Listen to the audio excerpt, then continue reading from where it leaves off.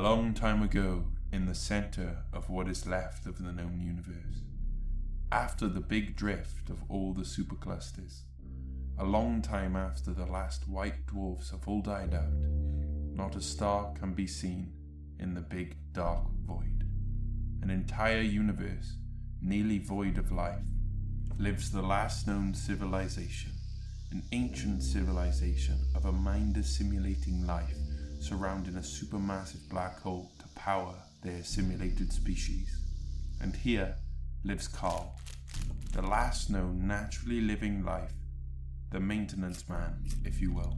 Carl knows that eventually the black hole will die due to Hawking radiation, and that will be the end of all life that is known to still exist, and the end of all enthalpy. Life doing what it does best, adapting and trying to survive. Carl searches helplessly to continue life for the sake of beauty, love, and fear.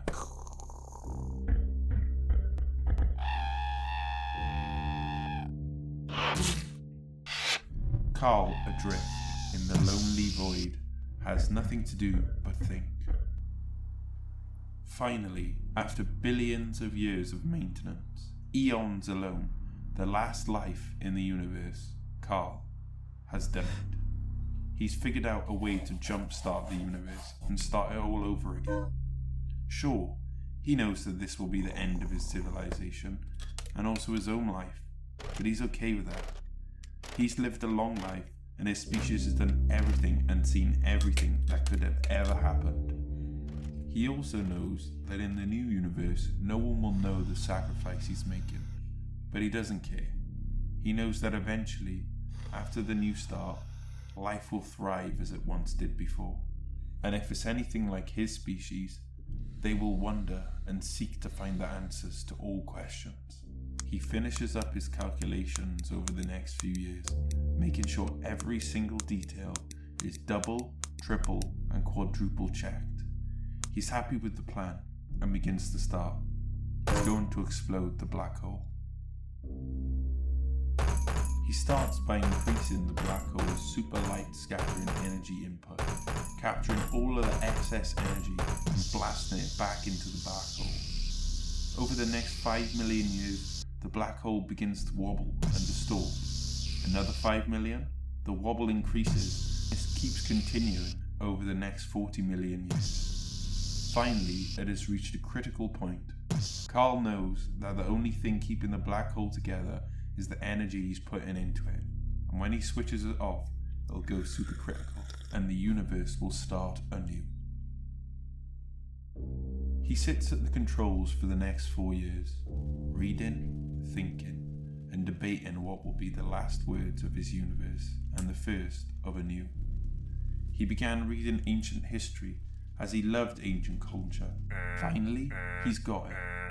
He gets a glass of his favourite drink to take the edge off and prepares for the final moments of his universe, his species, and his life. He sits in silence, pondering what the new universe will be like, and everything that could be. And then he stands. He pushes the button and says, "Let there be light."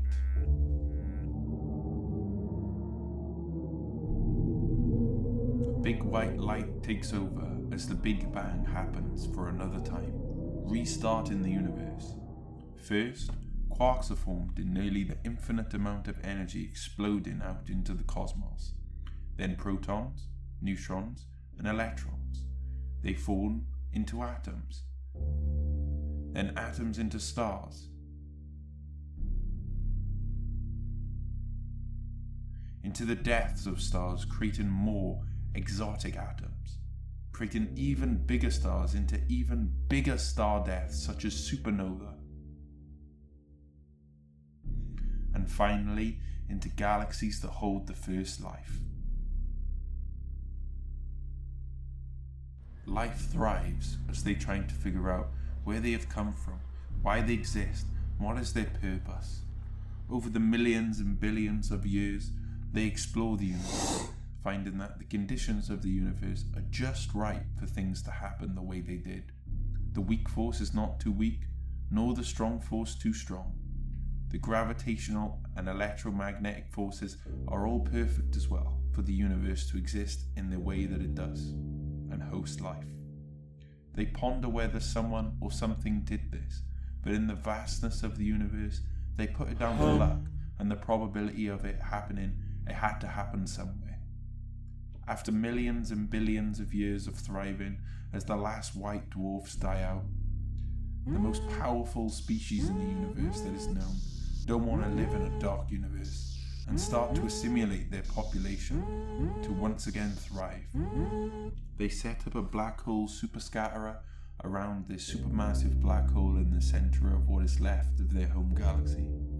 After hundreds and trillions of lives have been assimilated, there is left just one naturally living life form, adrift alone in the vastness of the dark void that we call space. A maintenance man at the end of time. And his name is Carl.